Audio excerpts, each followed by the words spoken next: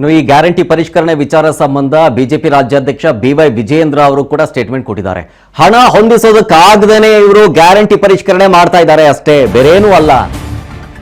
ಅರ್ಹರಿಗೆ ಅನರ್ಹರಿಗೆ ಅವೆಲ್ಲ ರೀಸನ್ ಅಷ್ಟೇ.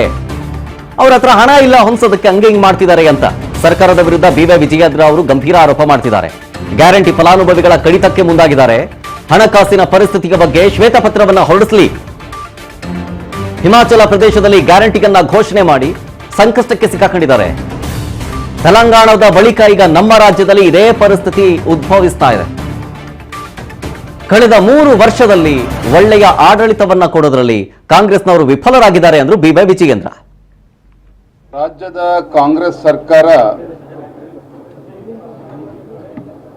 ತಾನೇ ಘೋಷಿಸಿಕೊಂಡಿದ್ದಂತ ಗ್ಯಾರಂಟಿಗಳ ಬಗ್ಗೆ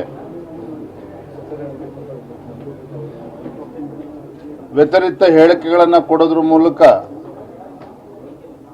ಮತ್ತು ಮಾನದಂಡದ ಬದಲಾವಣೆಗಳನ್ನು ಸರ್ಕಾರವೇ ಕೈ ಎತ್ಕೊಂಡಿರ್ತಕ್ಕಂಥದ್ದು.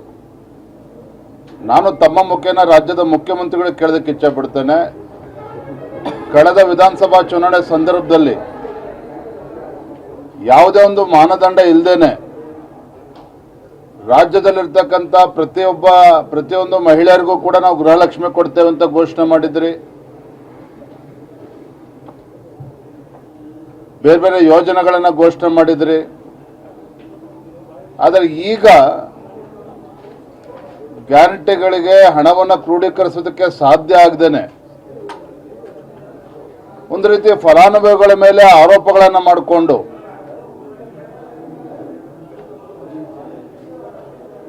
ಅದನ್ನ ಲಕ್ಷಾಂತರ ಜನ ಏನು ಫಲಾನುಭವಿಗಳಿದ್ರು ಅವರ ಕಡಿತಗೊಳಿಸ್ತಕ್ಕಂಥ ಕೆಲಸ ಮಾಡೋದಕ್ಕೆ ಹೊರಟಿದ್ದೀರಿ. ಖಂಡಿತ ಸರಿಯಲ್ಲ.